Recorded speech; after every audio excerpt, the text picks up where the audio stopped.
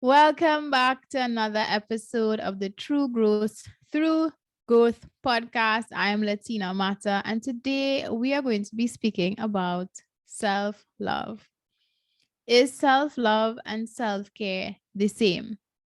And this episode, based on self love and self care, is brought to you by the one and only Caro Suites Hotel in Trinidad and Tobago.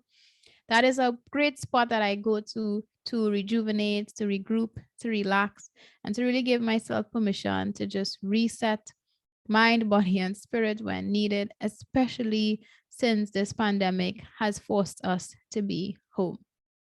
So if you're looking for a spot to get a quick getaway, a staycation, then you are free to come here with your friends, with your partner, have a moment to just de-stress and then go back home refilled, refreshed, and ready to go again.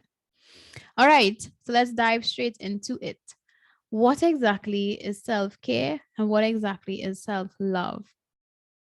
Self love is essentially reparenting yourself, and that is giving yourself what it is you need. Reparenting yourself is giving yourself the love, the patience, the understanding, the forgiveness, the time, the energy, and the effort, giving yourself the very things that you need that you did not get as a child. Self care, on the other hand, is all the physical things, the external things that would allow you to, feel healthy and well in your body, that would allow you to be present and grounded in the moment. They both work beautifully hand in hand when self care, especially, is done out of a place of self love. Now, follow with me. A lot of people self care for different reasons, for reasons that may not be actually serving their higher self. So they self care as in getting their nails, hair done, going to the spa, doing all those type of things out of the need to be validated, out of the need to be approved by others, out of the need to not feel judged, out of the need because they feel insecure about themselves. So they believe that when they do this, then they will be worthy. When they do this, then they will be attractive. When they do this, then, they can find the partner of their dreams. And when self care is done from that space, it is a sign that there is work that needs to be done on yourself love. However, when you decide to self care, as in pamper yourself, reset yourself, take the time to do the things that you need to do to fill yourself up, but it is done from a space of reparenting, meaning that you are giving yourself what it is you need, then it is when self care is done out of self love. And that is when there is alignment. That is when self love and self care work together. But a lot of people self care without self loving. And I want you to know that if you fall in the category, as I mentioned, what I just did, and you realize, my goodness, the reasons for me doing my hair, getting my nails done, going to the spa, making sure that everything on the external is up to a particular standard is from a space of fear or a space of scarcity or a space of lack or a space of, wanting somebody else to see me or to get the approval or to prove something to someone. If you are in that space, I want to let you know that it's okay.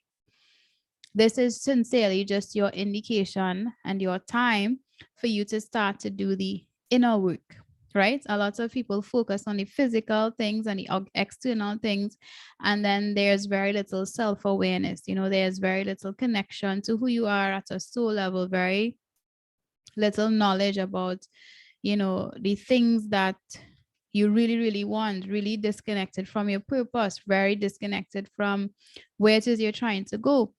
And this here is my call to you to let you know that it is okay. It is okay if you are in a space where you focus so much on your self-care and so little on your self-love, there is room for you to learn how to self-love. There is room for you to learn how to love you at a deeper, more intimate, more personal, more connected level.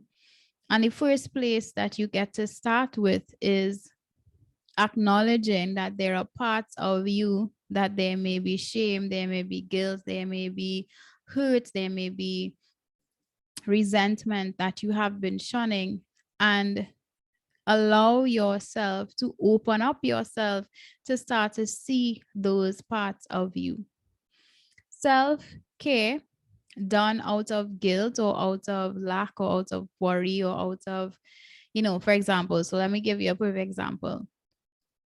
If you decide that you are going to take yourself out on a date, or you're going to buy yourself something, you feel like you deserve it, but then there's guilt because you feel as though you're not worth spending a couple hundreds on because you have other things to do.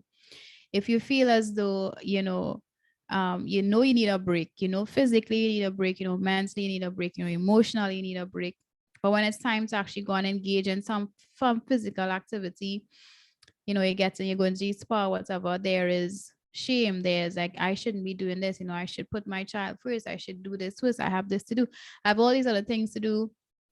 And your cup is on E, extra E, and there is guilt. It is an indication that there's work around self-love to do. Because to do a self-care activity that brings up feelings of anxiety and worry for you speaks to parts of you that need healing still. This is a very thin line between being selfish and narcissistic, and just not being concerned about anybody else and anything else around you. And you know what, I think that statement is also null and void, because I believe that people who are diving deeper into themselves and who are learning to radically love the parts of themselves, there's not very much room for like selfishness and narcissism to that degree, because when they start to confront those very bad parts of themselves, they suddenly have more compassion for other people, right? So we just negate that statement that I said. But essentially what I'm saying is, if you are self-caring and there's guilt, there's worry, there's shame around that self-care, then it's an indication that there's work to be done in terms of your self-love. If you are self-caring without knowing who you are at a soul level, without connecting to who you are at a soul level, there's indication that there's work to be done around your self-love.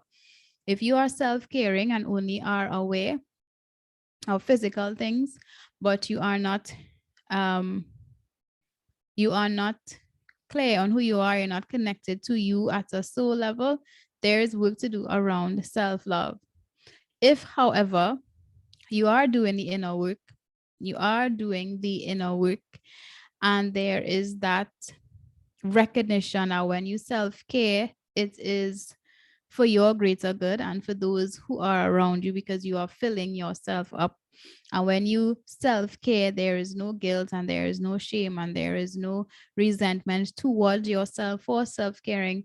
Then you know that your self-loving has improved radically, and you are most likely on your way to having a very aligned, loving relationship with yourself. Self-love and self-care work together. Self-care is not enough if there is no self-love. They work together. In order for you to decide to start caring for yourself, it starts from a place of self-love. In order for you to start self-loving, it's from a recognition that there is deeper things after you begin self-caring. But they both need to happen from a place of alignment, a place of radical honesty, a place of openness, a place of vulnerability, a place of you're doing this for your good, you're doing this for the good of other people around you. Because when you fill yourself up, then the people around you get to experience a different version of you. I realize that so many women, especially, either forego their self-caring out of guilt, out of shame, And that is not healthy because it indicates that there's some work to do around your self love. And I also am aware of women who only do self care related things, yet the internal world is in turmoil. And that is also an indication that work needs to be done in terms of self loving. And then there are those who are coming to come where we realize that self love and self care are not separate. They both work hand in hand. Once it is done, self care, and especially, is done from a place of alignment and from abundance and from realizing that you are worthy and enough and deserve to take care of you, right? This journey of self loving is not, you start today and in 3 months you're okay. This is a continuous journey because self loving requires honesty and acceptance of all of you. And in order for you to accept all of you, it means that you always have to be learning more about you. And in order for you to learn more about you, it means that you're always going to be on a self discovery journey. And a self discovery journey is life freaking long. So, wherever you are right now, I just want to let you know that I see you, I've been there, I hear you, and it's okay.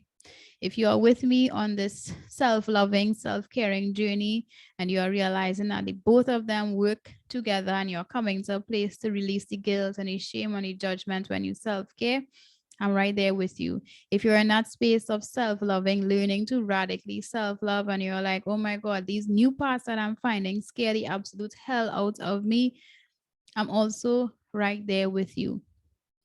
And if you notice that you have this desire to love more of you and you focused solely on the external things, the self caring, then this is my call to you. This is my invitation to you to reach out, message me to let me know that you want support in that area. But I also want to say congratulations because it is a beautiful place to be when you learn or come to realize that you get to deepen your connection to yourself. All right. And I just want to give you guys a quick bonus here. I want you to take time and reevaluate your value system. We speak about values. I speak about values a lot on this podcast, and it's because your values basically dictate the action steps that you take. And if you value specific things, then it is going to dictate the actions that you take. And if you are saying that you value specific things, yet the action steps that you are taking do not reflect that, then it does hamper that self loving. It does hamper that self caring. It does hamper that self trust building.